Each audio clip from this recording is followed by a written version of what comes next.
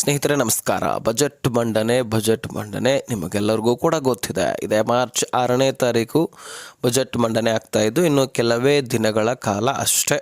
So ಇನ್ನು 3-4 ದಿನಗಳಲ್ಲಿ budget ಮಂಡನೆ ಆಗುತ್ತೆ. ಈ ಬಜೆಟ್ ಮಂಡನೆಯಲ್ಲಿ ನಿಮಗೆ ಪಿಂಚಣಿದಾರರಿಗೆ ಪಿಂಚಣಿ ಹೆಚ್ಚಳ ಆಗುವಂತಹ ಎಲ್ಲ ಸಾಧ್ಯತೆ ಕೂಡ ಇದೆ.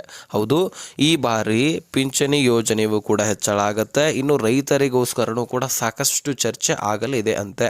ಹೌದು, ಈಗಾಗಲೇ ರೈತರಿಗೆ ಬೆಳವಣಿಗೆ ಆಗಬೇಕು. ಅದೇ ರೀತಿಯಾಗಿ ಈಗಾಗಲೇ ಬೆಳೆ ಹಾನಿ ವಿಮೆ ಕೂಡ ಕೊಟ್ಟಿರಲಿಲ್ಲ ಸರಿಯಾಗಿ. ಅದರ ಬಗ್ಗೆನೂ ಕೂಡ ರೈತ ಮುಖಂಡರು ಚರ್ಚೆ ಮಾಡಿದ್ದಾರೆ. ಈ ಬಜೆಟ್ ಮಂಡನೆ ಆಗೋಕ್ಕಿಂತ ಮುಂಚೆ ಸಾಕಷ್ಟು ಸಭೆಗಳನ್ನು ಕರೆಯಲಾಗುತ್ತೆ. ಯಾವ ಇಲಾಖೆಗೆ ಎಷ್ಟು ದುಡ್ಡನ್ನು ಮೀಸಲಿಡಬೇಕು, ಯಾವ ಯೋಜನೆಗಳಿಗೆ ಎಷ್ಟು ದುಡ್ಡನ್ನು ಕೊಡಬೇಕು, ಅದರಲ್ಲಿ ಗ್ಯಾರಂಟಿ ಯೋಜನೆಗಳಿಗಾಗಿ ಎಷ್ಟು ಫಂಡನ್ನು ನಾವು ಮೀಸಲಿಡಬೇಕು, ಇದರೆಲ್ಲದರ ಬಗ್ಗೆ ಚರ್ಚೆ ಆಗುತ್ತೆ. ಹಾಗೆ ಬಜೆಟ್ ಮಂಡನೆಯಲ್ಲಿ ಇದರ ಬಗ್ಗೆ ಘೋಷಣೆ ಆಗುತ್ತೆ.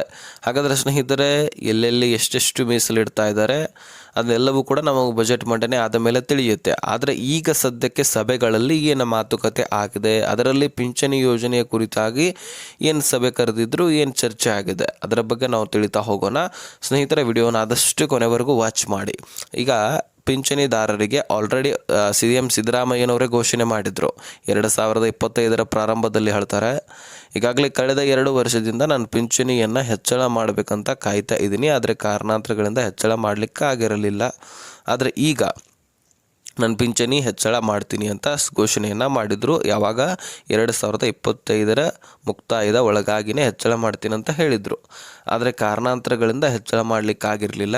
ಈ ಗ್ಯಾರಂಟಿ ಯೋಜನೆಗಳು ಈಗಾಗಲೇ ಕೊಡ್ತಾ ಇದ್ದೀವಿ, ಹಾಗೆ ಪಿಂಚಣಿ ಕೂಡ ನಾವು ಹೆಚ್ಚಳ ಮಾಡ್ತೀವಿ ಅಂತ ಹೇಳಿದರು. ಅದನ್ನು ಈ ಬಜೆಟ್ನಲ್ಲಿ ಘೋಷಣೆ ಮಾಡಲಿದ್ದಾರೆ ಎನ್ನುವಂತಹ ಮಾಹಿತಿ ಸಿಕ್ಕಿದೆ. ಹೌದು, ಈಗಾಗಲೇ ಈ ಒಂದು ರೈತರಿಗೂ ಕೂಡ ಸಭೆ ಕರೆಯಲಾಗಿತ್ತು. ವಿವಿಧ ಪರ ಸಂಘಟನೆಗಳು ಕೂಡ ಸಭೆಯನ್ನು ನಡೆಸಿದ್ದು ರೈತರಿಗೆ ಏನು ನೆರವು, ಏನು ಸಹಾಯ ನೀಡಬೇಕು, ಬೇಡಿಕೆಗಳಿದ್ದಾವೆ ಅದರ ಬಗ್ಗೆ ನಾವು ನೆರವೇರಿಸಬೇಕು, ಏನು ಸಮಸ್ಯೆಗಳಿದ್ದಾವೆ ಅದಕ್ಕೆ ಪರಿಹಾರ ಕೊಡಬೇಕು, ಇದರೆಲ್ಲದರ ಬಗ್ಗೆ ರೈತ ಮುಖಂಡರು ಕೂಡ ಸಭೆಯನ್ನು ಕರೆದು ಅದರ ಬಗ್ಗೆ ಚರ್ಚೆ ಆಗಿತ್ತು. ಅದೆಲ್ಲದರ ಮೇರೆಗೆ ಈಗ ಪಿಂಚಣಿ ಯೋಜನೆಯಲ್ಲಿ ಕೂಡ ಏನೇನು ಬೇಡಿಕೆಗಳಿದ್ದಾವೆ, ಅದೇ ರೀತಿಯಾಗಿ ಏನು ಪಿಂಚಣಿ ಯೋಜನೆಯಲ್ಲಿ ಎಷ್ಟು ದುಡ್ಡು ಎಷ್ಟರಿಂದ ಎಷ್ಟಕ್ಕೆ ಏರಿಕೆ ಆಗಬೇಕು, ಇದರೆಲ್ಲದರ ಬಗ್ಗೆ ಸಚಿವೆ ಲಕ್ಷ್ಮೀ ಹೆಬ್ಬಾಳ್ಕರ್ ಅವರು ಇದರ ಬಗ್ಗೆ ಮಾತುಕತೆ ಮಾಡಿದ್ದಾರಂತೆ. ಹೌದು ಸ್ನೇಹಿತರೆ, ಈಗಾಗಲೇ ಪಿಂಚಣಿ ಯೋಜನೆ ಬಗ್ಗೆ ಧ್ವನಿ ಹೊತ್ತವರು ಯಾರು ಹೆಚ್ಚಾಗಿ ಇರಲಿಲ್ಲ.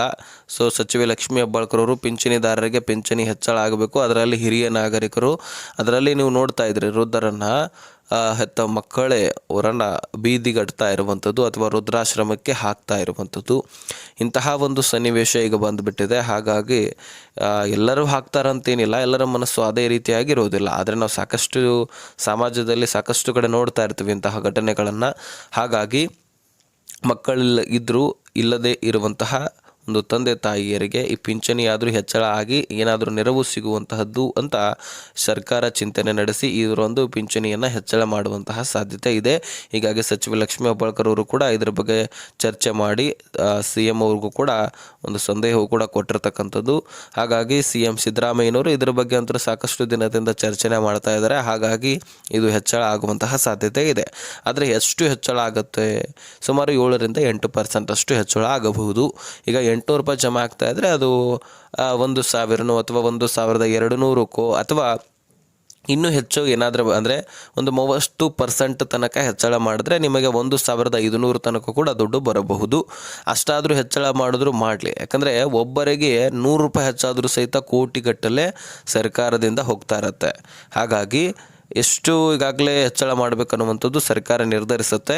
ಅದಾದ ಮೇಲೆ ಗ್ಯಾರಂಟಿ ಈ ಒಂದು ಬಜೆಟ್ ಆದ ಮೇಲೆ ನಾನು ಹೇಳ್ತೀನಿ ಗ್ಯಾರಂಟಿ ಯೋಜನೆಗಳಿಗೆ ಎಷ್ಟು ಮೀಸಲಿಟ್ಟರು, ಯಾವ ಇಲಾಖೆಗೆ ಎಷ್ಟು ಕೊಟ್ಟರು.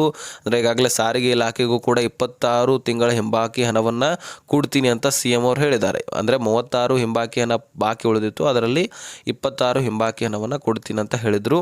ಹಾಗಾಗಿ ಅದರಲ್ಲಿ ಕೂಡ ಮೀಸಲಿಡಬೇಕಾಗತ್ತೆ. ಸಾಕಷ್ಟು ಕಡೆ ದುಡ್ಡು ಖರ್ಚು ವೆಚ್ಚ ಆಗಬೇಕಾಗಿದೆ. ಹೀಗಾಗಿ ಗ್ಯಾರಂಟಿ ಯೋಜನೆಗಳಿಂದಾಗಿ ಸರ್ಕಾರಕ್ಕಂತೂ ಹೊಡೆತ ಬಿದ್ದಿದೆ, ಇದೆಲ್ಲರಿಗೂ ಕೂಡ ಗೊತ್ತಿದೆ.